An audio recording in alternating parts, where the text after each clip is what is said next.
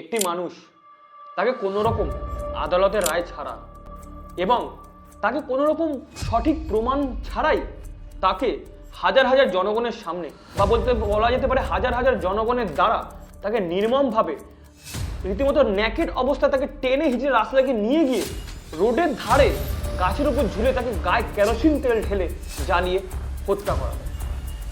হ্যাঁ, এতটা দুঃখজনক হলেও এটা বাস্তবে ঘটেছে আমাদের কোথাও না, আমাদের প্রতিবেশী দেশ বাংলাদেশে।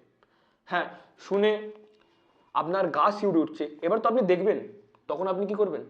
তো চলুন দেখে নিই সেই কাণ্ডটি।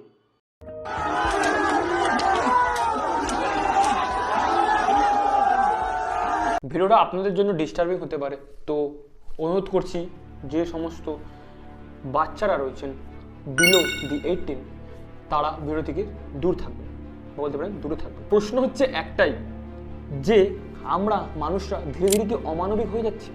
হ্যাঁ, প্রশ্নটি এতটাই আমাকে ভাবনাপন্ন করছে বা ভাবাচ্ছে যে মানে একটা মানুষকে এইভাবে টেনে হিঁচড়ে নিয়ে গিয়ে তাকে এরকমভাবে গাছে ঝুলে যে মারছে, এখানে যে ডেমোক্রেসির যে পিলার বা বলতে পারেন পুরো জলে বিসর্জন হয়ে গেছে বলতে পারেন এক প্রকার। হ্যাঁ, আর কোথাও না, আপনাকে যেমন বললাম আমাদের প্রতিবেশী দেশ বাংলাদেশে ঘটেছে।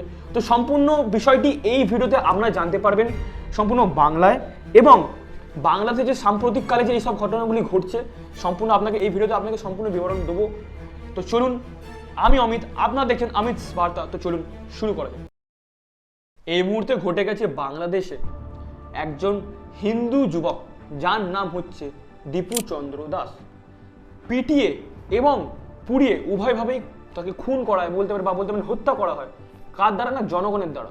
হ্যাঁ, এই মুহূর্তে আপনি দেখতে পাবেন যে কি এরকম পৈশাচিক, নিষ্ঠুর, অমানবিক যে দৃশ্য আপনাকে আমি তুলে ধরবো, আপনি কিছুক্ষণের জন্য দেখুন। এটা খুবই ব্রুটাল জিনিস, আপনার দেখতে হতে পারে খুবই মন গা রিরি করবে বা বলতে পারেন আপনার মনে হবে যে এটা আমি কি দেখে নিলাম। কিন্তু আমাদেরকে সত্যটা জানতে গেলে আমাদেরকে প্রমাণ দরকার, আমাদের ফুটেজ দরকার। তো আমাদেরকে এটা কর্তব্য আপনাকে আমি দেখাই, কিন্তু ব্লার করে। আপনি ভিডিওটা বুঝতে পারবেন যে একটি দেহকে কিভাবে অত্যাচার করা হচ্ছে বা দেহের ওপর কি করে অত্যাচার করা হচ্ছে বাংলাদেশের সাধারণ জনগণের দ্বারা। চলুন।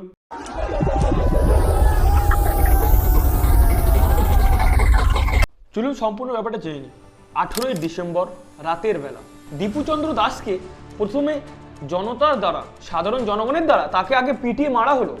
তারপর তাকে নগ্ন অবস্থায় পায়ে দড়ি বেঁধে রাস্তা দিয়ে পুরো টেনে হিঁচড়ে নিয়ে গিয়ে রোডের সাইডে গাছে ঝোলানো হলো। তারপর তার গায়ে কেরোসিন তেল দেওয়া হলো। তারপর খড়ের মধ্যে আগুন লাগিয়ে কেরোসিন তেল দিয়ে খড়ে ফার্স্টে আগুন লাগানো হলো। তারপর তার গায়ে কেরোসিন তেলটা মানে ছোড়া হলো বা বলতে পারেন যেমন করে আগুন লাগায় আর কি। তারপর খড় দিয়ে তার গা জ্বালানো হলো, পুরো বডিটিকে বা বলতে পারেন পুরো দেহটিকে আগুনে পুড়িয়ে ফেলা হলো। হ্যাঁ, ব্যাপারটা শুনে প্রথমত তো কান্না পাবে আপনার, যে একটা মানুষকে আমরা এত জিনিস দেখেছি আমরা ইতিহাসে বলতে পারেন বা বিগত যে সমস্ত বছরগুলিতে যেসব অভয়াকাণ্ড বলুন, যে সেগুলি একটি ঘরের মধ্যে হচ্ছে বা বলতে পারেন একটি নির্দিষ্ট প্লেসের মধ্যে হচ্ছে, কিন্তু এটা মধ্যে মানে আমি প্রশ্ন এটাই উঠছে যে সেখানে যে 5000 বা বলতে পারেন 1000 যতই জন মিনিমাম, তো দেখে মনে হচ্ছে ভিডিওতে কম করে হলো 1000 জন ছিল সেখানে, তো তাদের গা রিরি করেনি? হ্যাঁ, প্রশ্ন তো এটা উঠছে।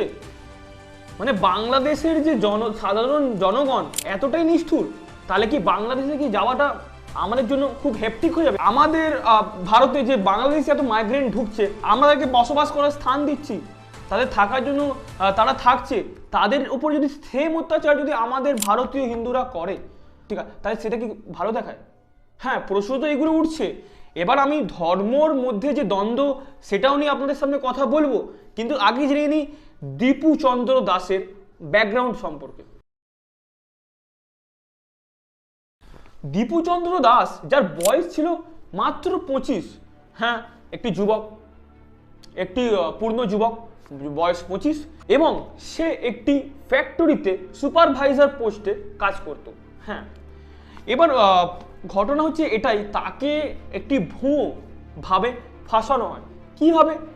হ্যাঁ, এবার জানবেন যে মেজরিটি যদি বেড়ে যায় কোনো দেশে বা বলতে পারেন কোনো এলাকাতে কি মেজরিটি না, আমরা দেখেছি সাম্প্রতিককালে যে ইসলামিক যে মেজরিটি যদি কোনো জায়গায় বেড়ে যায় আর সেখানে মাইনরিটি যদি হিন্দুরা থাকে, তার উপর আমরা প্রতিনিয়ত আমরা অত্যাচার দেখে আসছি।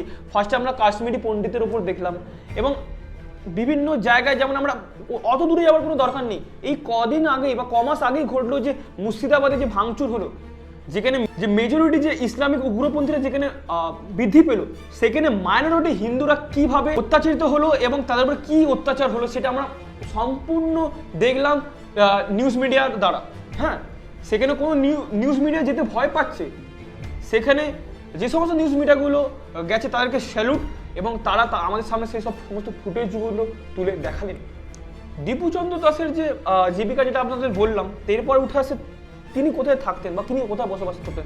তিনি বাংলাদেশের ময়মনসিংহ সিং শহরের স্কোয়ার মাস্টারের এলাকায় থাকতেন। হ্যাঁ, সেখানে তিনি আর সাধারণ মানুষের মতোই তার জীবনযাপন ছিল। সে না কোনো পলিটিক্যালভাবে যুক্ত ছিল, সে না কোনো সামাজিকভাবে কোনো কাজে যুক্ত ছিল, সে নিজের দৈনন্দিন জীবন সাধারণ মানুষের মতো অতিবাহিত করছিল।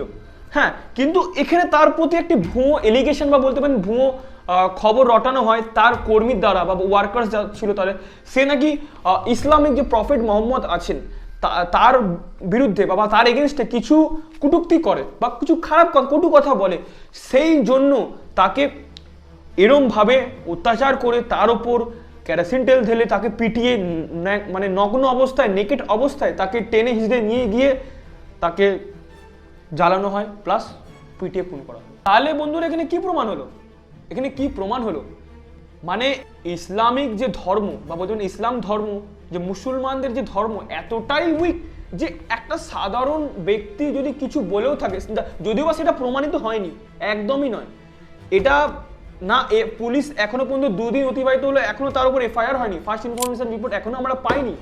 কিন্তু মানে আমি এটাই বলতে চাইছি আপনাদের যে ইসলামিক ধর্ম এতটাই কি মানে নরম বা বলতে পারেন এতটাই কি দুর্বল যে একটা মানুষের বলাতে তার প্রতি এত বলাতে ধর্মটা এতটা ক্ষয়ে গেল বা বলতে পারেন এত ক্ষতিগ্রস্ত হয়ে গেল।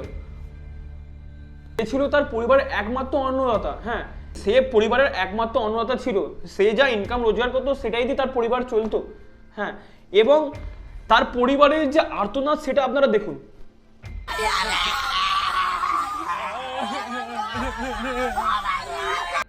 তাহলে বন্ধুরা এই হিংসার সূত্র কি?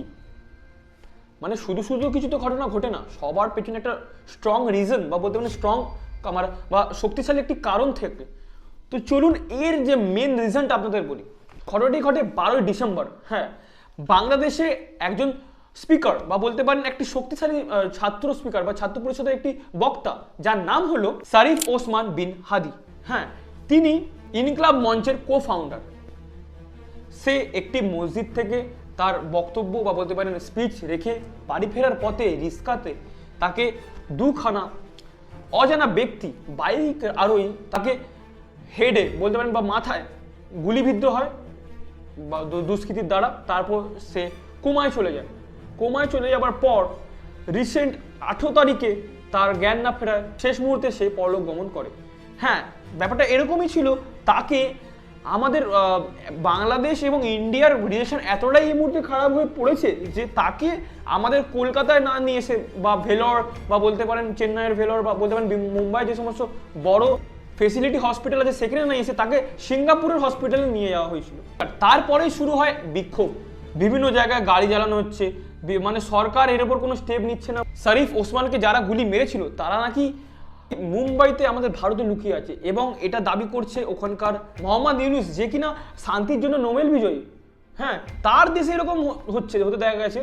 তারপর থেকেই শুরু হলো এরকম উদ্ভট কাণ্ড। 18 তারিখ শারিফ ওসমান পরলোক গমন করে।